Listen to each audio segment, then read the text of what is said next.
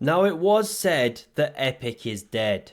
And sure enough, I do look as pale as Hikaru Man the White's weekend analysis robes and sound horrendous, but I am returned to you now at the turn of the tide and back where we left off with another epic Magnus Carlsen game played entitled Tuesday, this one just yesterday the 15th of April. It was the late tournament, his opponent David Paravian, what an absolute crushing game this is, featuring two brilliancies and a queen sacrifice once again. We're jumping in, Magnus has the black pieces, it's online chess, elite level tournament. We see c4, the explosive English. Magnus now goes for the Sicilian with colours reversed, and after the knight develops, already we get some unusual stuff, because normally it's knights before bishops, right? But Magnus develops this one with a whoosh, known as the Kramnik-Shirov counter gambit, and after queen c2 covering the knight, still he doesn't develop a pony. He plays the outlandish pawn to a5.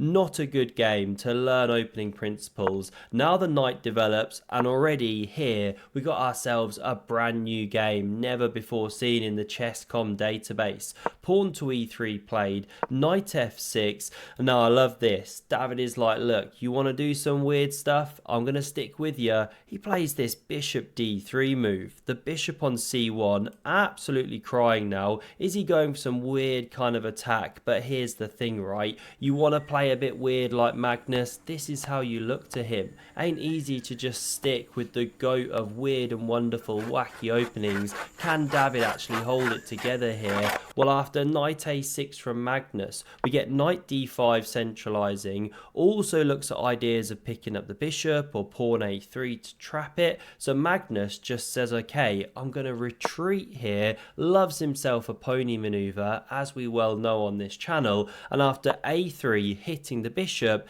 this is Magnus's point. He doesn't slide it back here to this square, but he pushes forward here with pawn to c ships, and he's offering this exchange of prisoners. Black's actually doing fine in that line. So instead, we see knight takes on b4. Pawn recaptures, and best is to just retreat the bishop, look to develop soon, and go from there. But instead, we see the terrible bishop takes on h7. Why is it so bad? We're about to find out. Because Magnus takes the opportunity to play pawn b3. The queen's overloaded, can't capture the pawn, or the bishop drops, so it slides back to this miserable square, everything in jail over here, and after knight f6, preparing to win the piece, dropping back, we now see the seahorse spawned. Hits that bishop, saved, and now e4 just closes this trap on the white position. The knight centralizes, sure, but look at the light squared grip.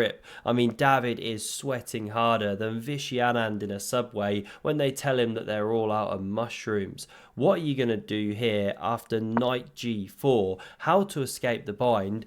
What happens if you castle the king? Well, not only can black be crashing through here, but you've got ideas of bringing the queen out as well. It's really, really bad. So instead, we see this move, the incredibly stinky pawn to f3, but this is suicidal. Opens the king, and black can simply crash through here, take on h2 with the rook or the knight, doing excellent, top line of the all-powerful engine, but Magnus doesn't even want that. He wants to twist the knife here. What does he do? He picks up the lady, checks from here, knowing that the pawn is about to block the way, because this is what he's set up. You guessed it, from the thumbnail, bang. Pooh, what a move. What a move. A genuine queen sacrifice, because yes, he is getting back some material. This bishop's forced to block, the knight was covering the flight square, and after this you're winning some more material. However, there is no checkmate, no knockout blow. Black is just sacrificing the queen here for material and an attack. This is absolutely incredible. We see takes with check, king g2 played, hitting two pieces, and the best move here is knight d3. d3. That's what the fans wanted. Really jail this queen. You know, this is one sample line. You give the knight, but then you can check. All the pieces start flowing in. Even if you take here trying to win the knight, well, it can rotate around. Really beautiful lines. This other rook's going to come and join the party soon, but not played. No knight d3. Instead we get takes with check. Now the knight recaptures here. Magnus picks that one up, and if you take this knight, well, there's a big problem just highlighted, and it's bishop f5. The queen's trapped, dropping off the board. You can stave it off for one moment, but it's ultimately dropping. Amazing lines. So we run it back here. We didn't see this one played of the knight being taken, but instead the queen escapes from jail, and it sets up all these counter threats. You know, how is Magnus now coping with everything? Well, he again finds the brilliant #1 move, uses his time wisely here, and he just drops back with the epic rook f6. He's offering the knight in two ways, but taking it is not good with either piece. You know, this one, you run into this check and you're losing your queen. If you take with the queen, again, you can come here, force this queen back, and now bishop h3 check, and there are all these lines where you start hunting the king. Amazing stuff. If you come here, try not to walk into this stuff and check and losing your queen,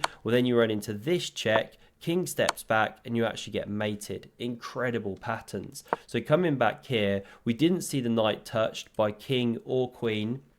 Instead, d4 tries to break out, and both players now just scrambling on seconds. Magnus hits the queen. Great tempo. We see it take this pawn here. Never checked, actually. What happens if check? King e7, win the rook. Okay, bishop e4 check, takes, and there are more mating lines here. Let's just play this one out. Knight d3, king f1, bishop f3. Okay, and this is about to come in, close the trap, and there's nothing you can do about it. Just amazing, as I said. So we didn't see the check played on g8 here. Instead, we see takes hitting the rook. Bishop e4 check, king takes on h2, and now top move missed by Magnus on seconds here is rook f1, because you threaten to mate the king. This is the point, and black's better without going down all the lines. But we come back because king e7 covered the rook. However, white is now technically winning if you take this knight here. Black doesn't have enough material anymore. You can bring this rook somehow, but where to? The queen's covering the squares, and you've got to stay with this guy. You can do this, let's say, but then you can just take with check. King takes, move the queen somewhere, d4 check.